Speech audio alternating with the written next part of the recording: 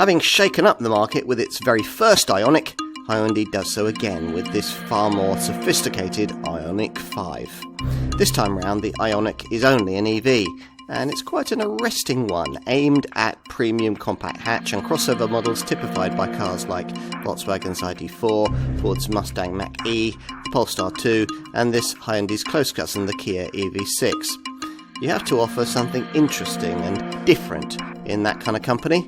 The IONIQ5 very definitely does. As usual in this class of EV, the IONIQ5 spears away from rest, although not in quite so pointlessly frantic a manner as some of its rivals. We have a mid-range rear-driven model here with a 217 PS electric motor and a larger 73 kWh battery that's good for up to 298 miles of range. The same battery powers a top 305 PS all-wheel drive variant with electric motors both front and rear. That's good for 285 miles.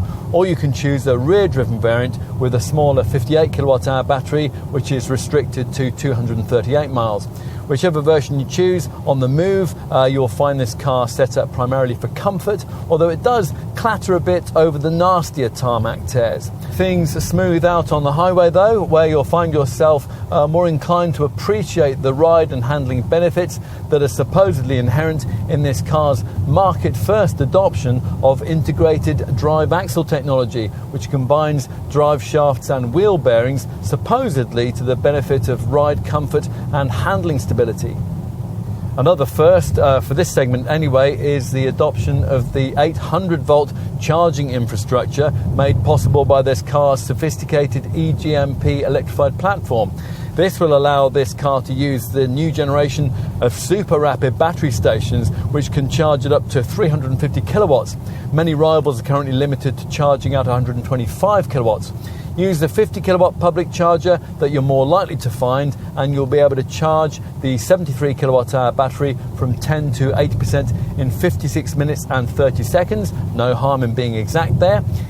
It would take 10 hours and 53 minutes to charge the 73 kilowatt hour battery from 0 to 100% at home using a 10.5 kilowatt three-phase garage wall box.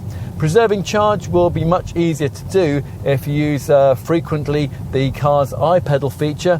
That's the most extreme of the various brake regeneration settings that you can select using these steering wheel paddles. This wheel-mounted mode button here also gives you settings, eco, normal and comfort, which tailor steering feel and throttle response. Where do we even start here? The IONIQ5 looks like nothing else. Well, almost nothing else. Designer ex-Lamborghini stylist Luc Donkervolker says it's inspired by a 1970 Hyundai Pony, a model remembered as the brand's very first production car, but more representative, you'd think, of an aesthetic era the company might prefer to forget. Approach it and you realise the smoke and mirrors effect of all this dramatic detail, disguising a profile perspective that might look golf-sized in the pictures, but turns out to be closer to the size of something like a BMW X3 SUV in its 4.6 metre length. Curious quirks, of course, as you can see, are very much a feature here. This diagonal Zorro-like slash that folds across the flank with origami-like precision, the forward-leaning C-pillar, the flush door handles, this unusually inverted lined lower panel, and the weird rifling on the wheel arch cladding. At the front, the theatre continues. This angry clamshell bonnet, Hyundai's first, with its oversized badge and flat profile, is set above these fabulous graph paper style 8-bit LED matrix headlights, detailed with 256 cubic pixels. And folk youth past will be squinting at the rear end of this car as it vanishes into the distance on a wave of electrified torque. This neat roof spoiler here is actually a wing with slots which enable air to flow through it. And the spherical rear lamp signature illuminates through these narrow pixel-like LED clusters. Right, enough with all that. Time to take a seat inside. Now, as you approach, the flush-fitting door handles spring out and these intricately sculpted doors open wide to admit you to the kind of futuristic cabin that a car looking like this ought to have. Now, Hyundai doesn't call this a cabin. What we have instead here is a living space. However you brand it, this is quite different from anything that you'll have ever tried elsewhere. It's light, airy, spacious, and rather like the exterior, it's rather self-consciously avant-garde.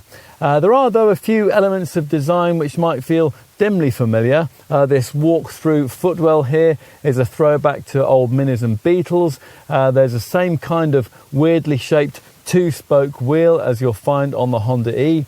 And what you'll notice first and foremost is a similar kind of widescreen twin monitor dash layout as is used by larger Mercedes models, with a couple of joined together 12.3-inch displays here. The driver's supervision instrument cluster, that's in front of me here, that complements this central touchscreen, satellite navigation and media center. You sit quite high and SUV-like, and unusual design flourishes are almost everywhere you look. There are no door handles, for example. You just pull instead on this backlit rail. Gear selection is taken care of by this chunky and rather phallic-looking lower right-hand wheel stalk. The pedals get plus and minus designations, and the huge glove box is actually a slide-out tray. Stretch up to this top variant and this unusual universal island central storage console slides back and forth, and you can pay extra for these glorious relaxation premium front seats, which extend right back and feature power retractable calf rests, so you can comfortably nod off for 40 winks while you're powering up at your local charging station. Okay, let's take a look in the rear, the door for which opens so wide that you might struggle to put it right back in a really confined space. And once in the back, well, if you thought the front of the cabin was spacious and airy, then this is on a different level. It's truly comparable to a much larger car. The underpinnings are flat too, so no central tunnel to impede a centre-seated passenger. There really is room to stretch right out here. Even before you start sliding the bench, it moves over a range of 135 millimetres, or exploring the way that you can recline the backrest right the way rearwards. Even with a 6-footer up front, it'll still feel limo-like. Here, though, is something that isn't conventional. There's this little lower 250-volt, 16-amp, 3-pin V2L, or vehicle-to-load port. It's only usable when the ignition's on. And it's great not only for a laptop or a phone, but also something even bigger that you might be carrying, like, say, an electric scooter or a drone. Now, using this extra cost adapter, you can also activate a second V2L port here within the powered driver's side charging flap, where you'll find the usual conventional socket, here embellished with 10 illuminating pixel squares designating the battery charge status. Right, enough with that. Let's finish with a look at the boot, which, providing you avoid base trim, will be electrically powered, and you can operate it with a swipe of your foot beneath the bumper if you happen to be approaching the IONIQ 5 all laden down with bags. The tailgate rises to reveal a predictably high load platform. Those huge battery packs just have to sit somewhere, but a pretty reasonable 527 litre cargo capacity. If you push forward the rear seat backs, up to 1,587 litres of total space can be revealed. Now, not all EVs in this segment give you some extra storage space for the charging leads beneath the bonnet. The ID.4 doesn't, for example, but you do get that here. If you go for the top all-wheel drive model with its extra front-mounted motor, this front space will inevitably suffer to the point where you really won't be able to fit anything much more substantial than a slim laptop bag in here. But with more common rear-driven variants like the one we have here, as you can see, it's really quite a usefully sized space.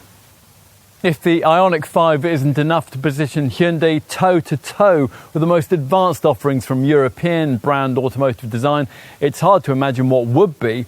It looks arresting and it lacks nothing in terms of the latest EV technology. Going forward, this car will sire a whole range of EVs, not only from Hyundai, but also from its group partner marques Kia and Genesis. But its even greater importance lies with the way that it redefines what people can expect from this brand. It's a confident statement of intent.